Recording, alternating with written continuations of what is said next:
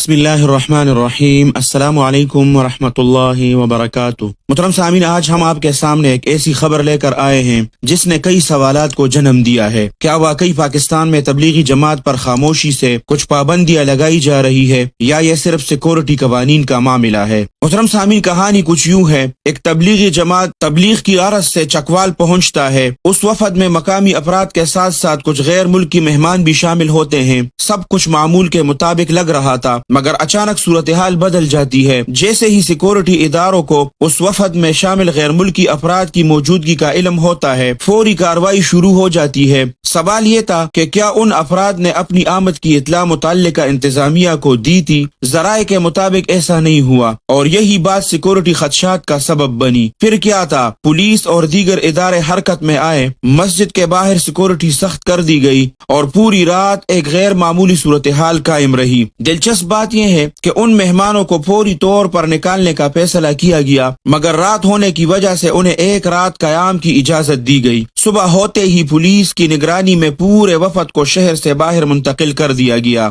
اب یہاں اصل سوال پیدا ہوتا ہے، کیا یہ صرف قانون کی پاسداری کا معاملہ ہے یا واقعی تبلیغی سرگرمیوں پر کوئی نئی اور خاموش پالیسی نافذ ہو رہی ہے؟ حقیقت یہ ہے کہ پاکستان میں غیر ملکی افراد کے لیے سیکورٹی قوانین پہلے سے موجود ہے، جن کے تحت انہیں اپنی آمد کی اطلاع دینا ضروری ہوتا ہے، مگر ایسے واقعات جب سامنے آتے ہیں تو شکوک اور شبہات ضرور جنم لیتے ہیں، خاص طور پر اس وقت جب لاہور رائیونڈ میں قرآنوں کا جوڑ چل رہا ہو اور بڑا اجتماع وہاں پر جاری ہو، اور دوسری طرف ایسی سختیاں بھی نظر آئیں۔ محترم سامعین، آپ کیا سمجھتے ہیں؟ یہ صرف سیکورٹی کا معاملہ ہے یا واقعی کچھ نیا ہونے جا رہا ہے؟ اپنی رائے کمنٹس میں ضرور دیں، اور اگر آپ چاہتے ہیں کہ ہم ایسی مزید حقیقت پر مبنی ویڈیوز لاتے رہیں تو چینل کو ضرور سبسکرائب کریں۔ اللہ سبحانہ و تعالی آپ سب کو اپنے حفظ اور امان میں رکھے، اپنے خصوصی دعاؤں میں یاد رکھے۔ السلام علیکم ورحمۃ اللہ وبرکاتہ۔